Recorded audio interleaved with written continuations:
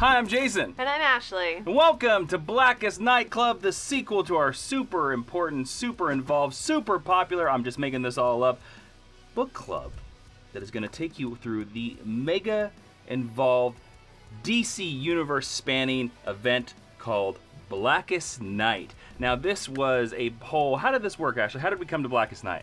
So you and I had a whole bunch of possible topics as a predecessor, follower-upper to Crisis on Infinite Earths. We kind of thought maybe people would pick a different Crisis, but you didn't. You voted for Blackest Night, so now we have Blackest Night Club. Yeah, so this event, we're going to be, this book club, we're going to be going through Blackest Night. We're going to give you Easter eggs, we're going to give you theories, talk about how maybe people could do this in live action. So if you have not read Blackest Night, the DC Comics event published in 2009, there will be spoilers from this point forward. We have an official reading order, and that's how we're going to be going through this, and that's how you want to go through this if you're going to follow along. It's flashing on the screen right now. It actually should just stay on the screen longer so people can actually read it. So if you don't know what Blackest Night is, basically it is the Black Lanterns / superhero zombies of the DC Universe invade the DC Universe thanks to Hal Jordan.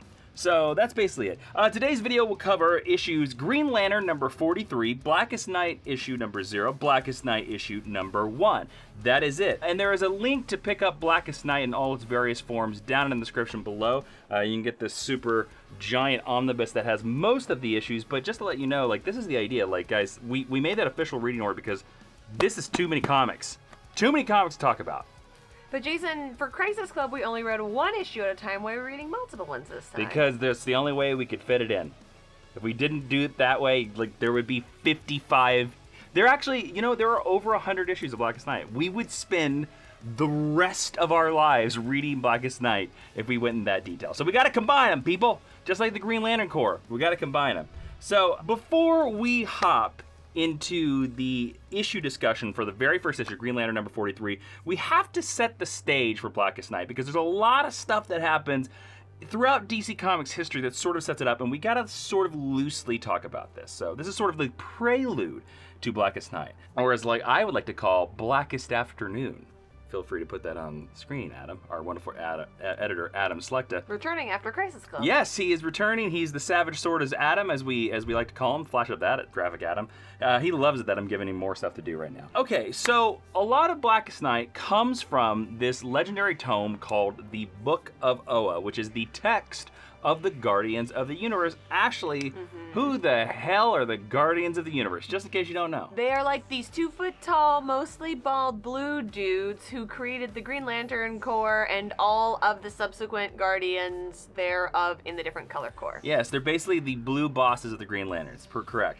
Now, in their Book of Oa, it contains a prophecy called the Blackest Night, which states, "A face of metal and flesh shall speak of the secrets of the 52. Fear will rise, willpower will gather, and a wave of light will unleash the truth behind the power of the ring." Now, the Guardians refer to this prophecy as the last hidden chapter of the Book of Oa, describing the Guardians of the Universe's final fate, and basically their ultimate purpose. But they actually forbid this prophecy to be spoke of because the Guardians are so high and mighty that they don't feel that they could ever face fear.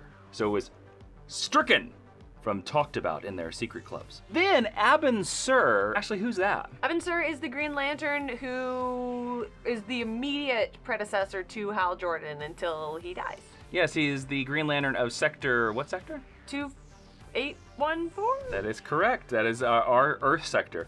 Now, Abin Sur, who was, again, the pre-Green Lantern to Hal Jordan's Green Lantern, he uncovered this prophecy, and the Guardians found out he was uncovered this prophecy, and they forbid him to speak of it. Now, Jeff Johns, the mastermind, the writer of this event, Blackest Night, he took inspiration from this event from an Alan Moore story, Tales of the Green Lantern Corps, Annual number 2 in 1981. This tells the original story of Abin Sur going to Yasmalt and consulting with a group called the Five Inversions. There, they tell Abin Sur about the final prophecy of the Green Lanterns. Now, Jeff Johns made that final prophecy the prophecy of the Blackest Night. He combined those two events. And correct me if I'm wrong, but doesn't Ismail later become the home of the Red Lantern Corps? Yes, indeed, because we're about to learn who one of the 5 inversions is. Now, this Blackest Afternoon also contains the Manhunters. Ashley, who are the Manhunters? The Manhunters are the precursors to the Green Lantern Corps, designed by the Guardians to guard the galaxy, if you will, and they're robots who eventually turn out to be bad robots. Exactly. Now, they rampage through Sector 666. A little on the nose there, don't we think? That is the home of the 5 inversions. Now, Atrocitus, who will later become the leader of the Red Lantern Corps, is one of the 5 inversions. And they call them the 5 inversion because they're the 5 people to have survived this attack. The Manhunters kill everybody else. So, Abin Sur learns about this prophecy. And he starts making periodic visits to Yasmald. He starts like going to chat, and he's like, hey, we're pals, right? Tell me about the Blackest Night. And they're like, because they're all monsters, basically. Abin Sur went as far to free Atrocitus from Yasmald so that he could lead him to Earth, because Atrocitus claimed that Earth was the birthplace of the Black, as foretold in the Blackest Night, the Black that would end the entire universe. Now, caged in Sur's starship, Atrocitus instilled fear in Abin Sur, allowing the yellow impurity to seep into his willpower constructs, actually causing them both to crash on Earth, and this slashed the Green Lantern Abin Sur in the chest, and this was a retcon for the reason why Abin Sur crashes on Earth, eventually gives his ring to Hal Jordan. Now, this eventually led Atrocitus to come into contact with a human that would later become known as the Black Hand, which is a future Green Lantern villain, and his energy-absorbing weapon that the Black Hand has had since the Silver Age is now retconned to have been an alien device that was given to him by Atrocitus as a device that was built to seek out the Black. So, one final part of the Blackest Afternoon that you need to know is the whole event, the Sinestro Corps War.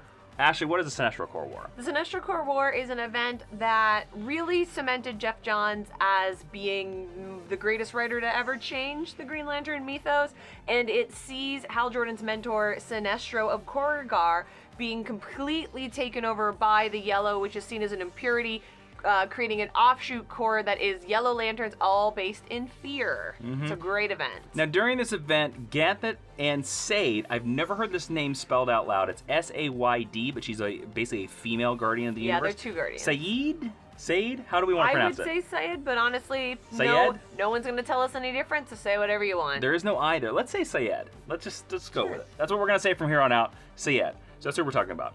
They are 2 banished guardians of the universe, and they explain to our 4 hero Earth Lanterns about the emotional spectrum that was created at the start of the universe. There are 7 colors. Green is willpower, yellow is fear, violet is love, red is hate, indigo is compassion, orange is greed, and blue is hope.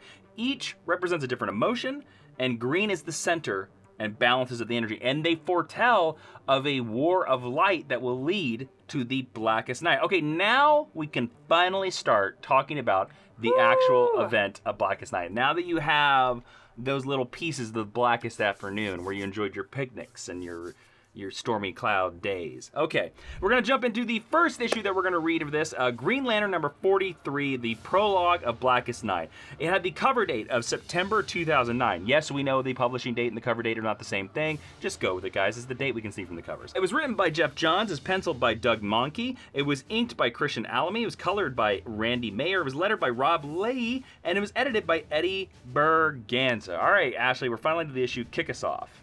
I think it's really interesting choice that on the cover we see Bruce Wayne's gravestone, because Batman is the root to all stakes in the universe. Batman does become an important part in subsequent issues that we're going to talk about, but is nowhere to be seen in this issue.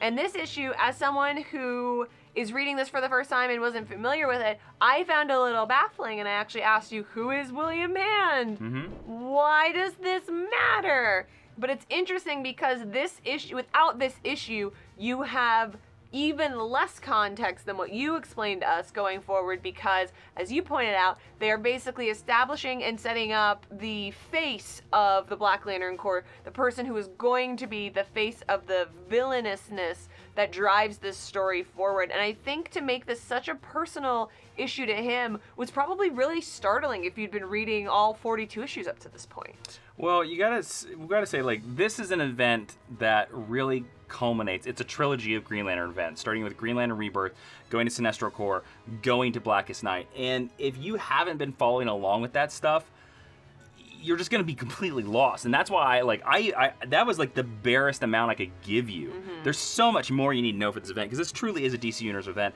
And we also have to realize that the reason why they're Bruce Wayne's grave is that Final Crisis happened. Final Crisis ended this exact same year.